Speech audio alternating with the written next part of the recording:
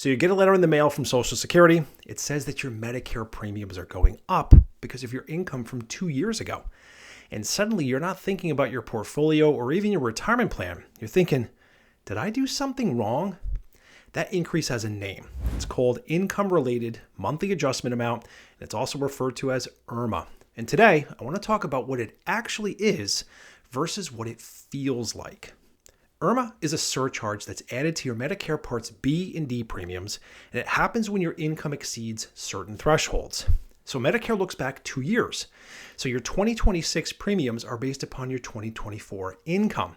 Cross a line, your premiums go up. And we're talking roughly $1,000 to $3,000 or more in a given year, depending upon how far over the threshold you are.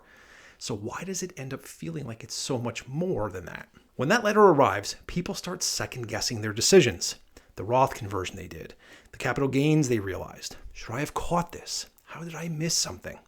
At that point, the surcharge ceases to be a surcharge and it becomes a symbol of a mistake. And here's what's really interesting. The wealth management industry has actually trained people to react in two very different ways. Some advisors treat IRMAA as trivial. If you're paying more taxes, it means you're making more money. And although that's technically true, it completely misses the cause of the feeling in the first place. Other advisors treat it as something to be avoided almost at all costs. Cross that line and you failed. Stay below it and you've succeeded. But both approaches share the same flaw. They make the threshold the center of the story, but not the person's actual goals. Here's an example. Meet Sam.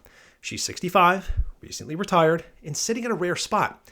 Her income is lower right now than she expects it to be when required minimum distributions kick in. So her advisor recommends doing a Roth conversion. Here's the trade-off.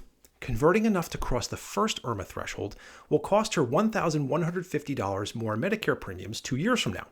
But by converting now at a lower tax rate, she reduces the IRA balance that will eventually be forced out as taxable RMDs. And that could potentially save her much more over the next 20 plus years, assuming various assumptions hold true.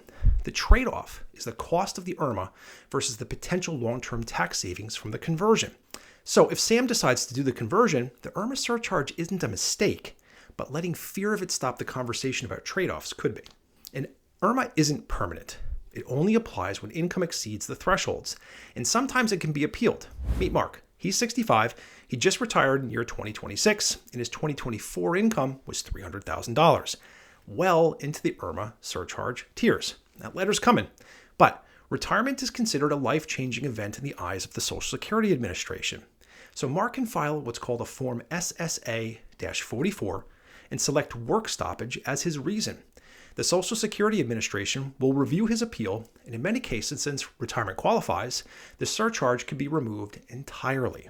When the IRMAA letter arrives and you knew it was coming because it was based on a conscious decision with a deliberate trade-off, it's just confirmation that the plan is unfolding as expected. When it arrives as a surprise, it feels like negligence, even if the premium increase is completely manageable. IRMAA doesn't represent failure, nor does it certify good planning. It simply reflects income in a given year. So if you've gotten that letter or you're worried that you might, don't let it become the seed of doubt in an otherwise sound plan. Ask the real questions. Was this expected? Was it planned for? And is there appeals worth filing for? Knowing what's ahead goes a long way in limiting these surprises. If this resonated with you and you'd like to have a conversation about your own situation, I welcome that. There's a link in the description to schedule an introductory conversation to see if working together makes sense. And if you found this helpful, please consider subscribing. More content like this is coming. I don't want you to miss it.